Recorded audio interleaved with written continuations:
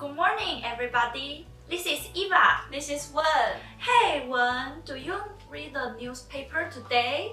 Oh, sure, the boy was really innocent. How could his father do it? He just forgot to end the source. However, do you know how many abused children per year? Oh, I know. I happened to saw the data yesterday. According to the data of the Ministry of Health and Welfare in Taiwan, for nearly 3 years in 2018, about 9,000 children are abused each year. Also, an average of 25% of children are mistreated every day. Every hour, one child is added to a dangerous or violent environment. It is more ironic under the current declining birth rate. When we find out that children who is around our lives have suffered physical and psychological abuse or other improper treatment, the following is the service process of child abuse cases. I know. First, we will report these cases to the county or city government's social division. After investigation and visit, social workers would make safety and resettlement assessments. You're right. Next, the social workers will initiate the following two assistance to protect children and their family. One is protection and resettlement, which means the local government will assign social workers to carry out investigation and evaluation. Oh, I get it. What if the child's personal safety is necessary to be protected? Oh, he or she might be temporarily removed for protection and resettlement.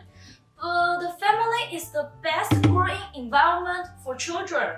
Therefore, social workers' priority is still to help families to improve their functions so that children can stay home safely.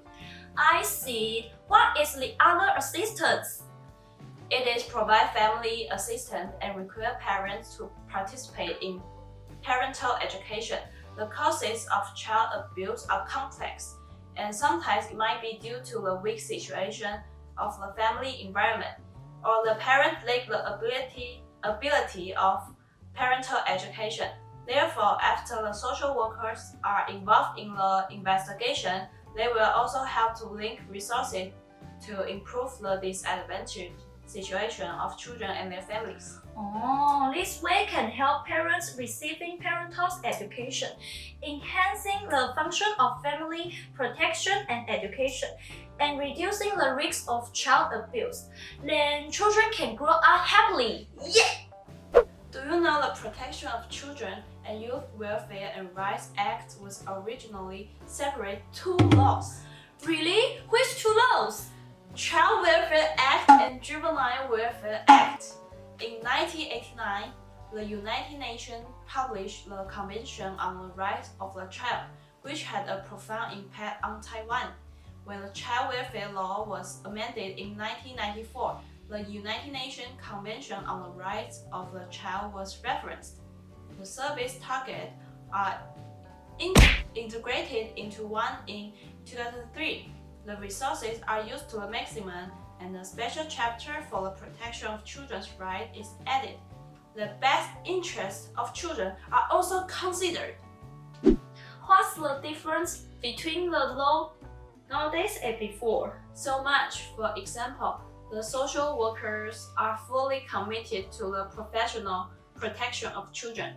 After the newest revision of the law, if social worker visits are rejected and the child is in physical or mental danger, the police might be forced to enter the house or building.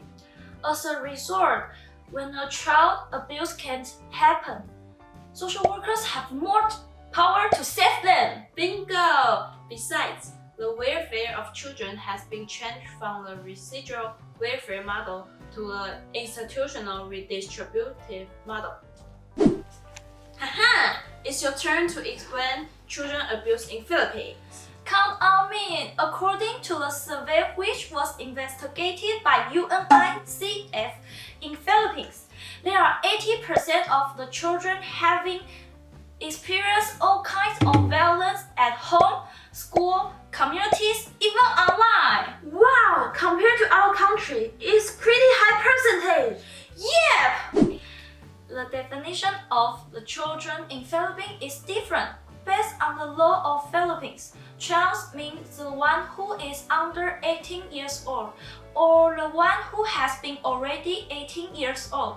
However, they don't have basic abilities to take care of themselves. I remember the threshold age of sexual autonomy in Philippines is the youngest age in the world.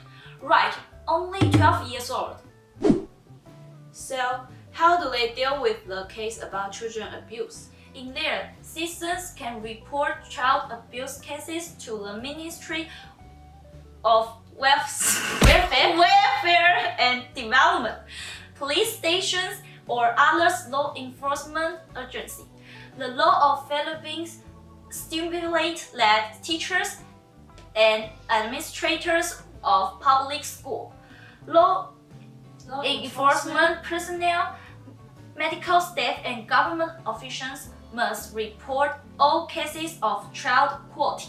Otherwise, they would be prosecuted in criminal cases. Wow, sounds so strict! I don't think so. There is no comprehensive outline of child protection policy or system in Philippines. Residential care is the main response to child protection so far. Nevertheless, the extent, outcomes, or practice of residential are largely ignored by the literature. Also, the experience of children who is taking the residential care don't be emphasized by public. There are many differences about this field. Alright, but we have something in common. Seriously? What? Manpower shortage is a critical problem in both countries. Oh, in Taiwan, especially in the section of child protection social work services. How social workers decide to handle? They will use safety assessment table, but there is no risk assessment table to help predicting the possibility of second abuse in Taiwan. In contrast, Philippines used two tables at the same time. I really learned a lot today. Me too. Thanks for your coming. Thank you. See you next time. Bye. 干，重来。